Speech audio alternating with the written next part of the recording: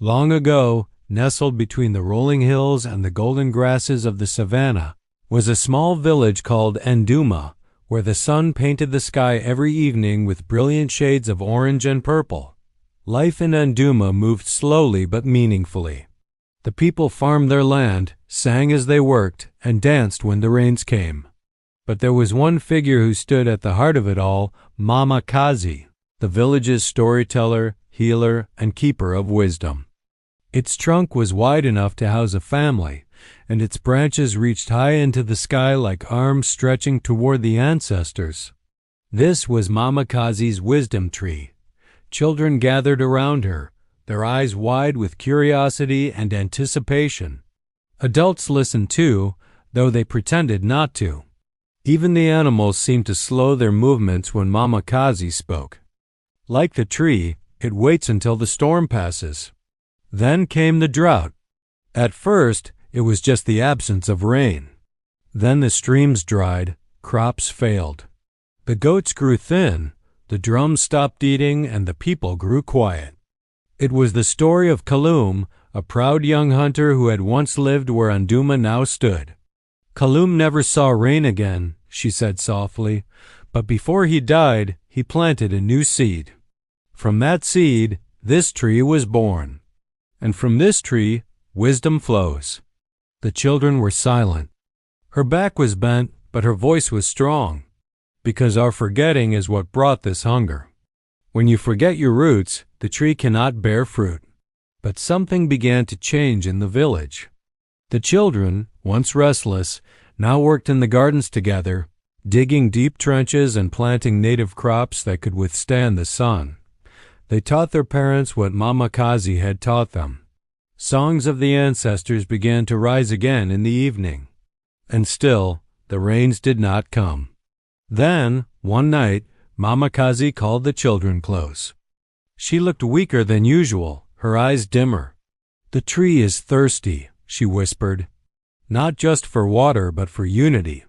Every child grew up knowing the story of Mama Kazi and her wisdom tree. And when a child asked a question, the answer always began the same way, for gratitude, for truth. The wind passed through the leaves, and it felt like the ancestors sighing. Kalum believed strength came from weapons and war, not wisdom and community.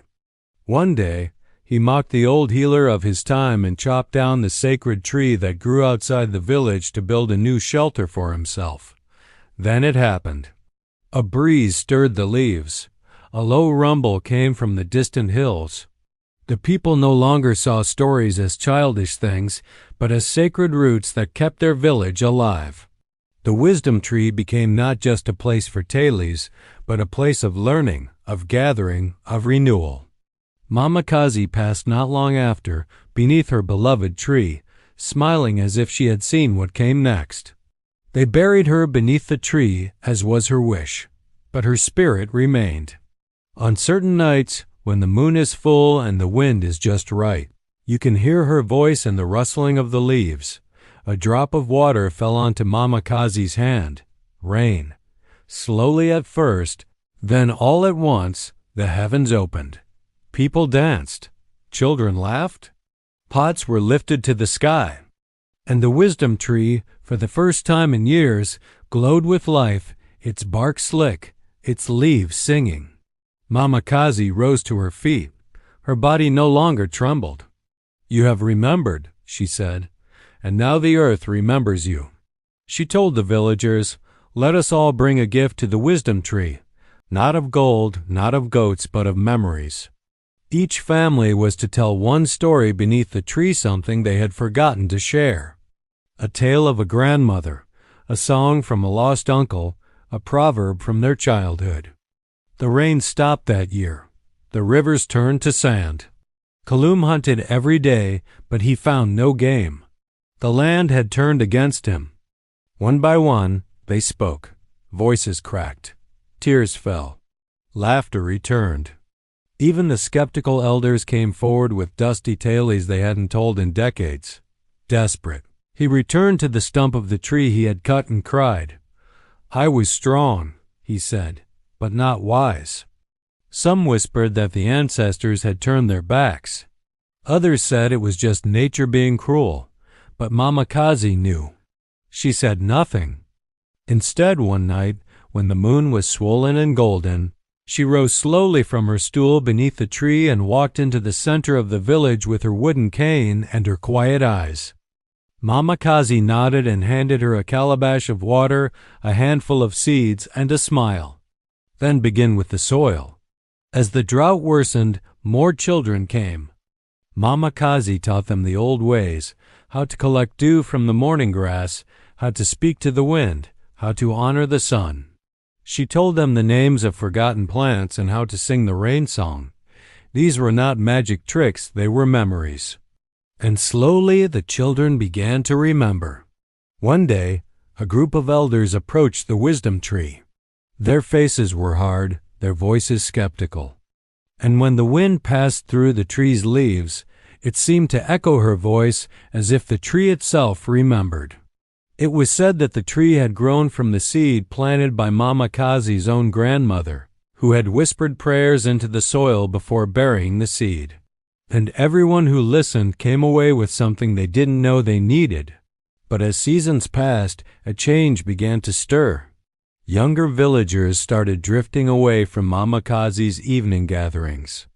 Some said they were too busy with modern things. Others thought her stories were just old myths meant to entertain children.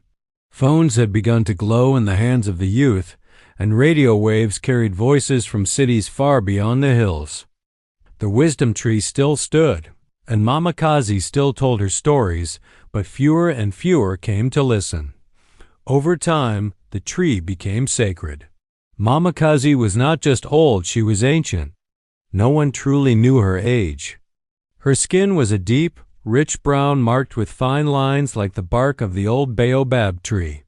Her eyes held stories of the earth, the stars, and all things in between. Every wrinkle on her face told a tale, and every word from her lips carried the weight of generations. At the edge of the village, near a stream where children played and women washed their clothes, stood a massive tree unlike any other. Beneath this tree, Mama Kazi sat every evening on a low stool carved by her late husband. Mama Kazi didn't tell stories for entertainment. Her tales were bridges, connecting the past with the present, the old with the young, the foolish with the wise. Mama Kazi, however, did not complain. She simply smiled and said, "Wisdom is patient. Bring the children," she said. And so the children came. That night, she began a new story, one they had never heard before. Mama Kazi paused then, looking at the children seated before her. The next morning, a small girl named Zula came to Mama Kazi. "Teach me," she said. "Why do you waste time with tales when our stomachs are empty?" One elder asked. Mama Kazi stood. Some scoffed, but others remained. Weeks passed. The skies were still dry. The next morning, Zula had an idea. That night, the village gathered.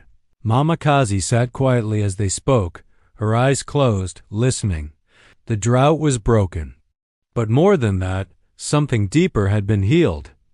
When all else fails, remember wisdom waits in the soil.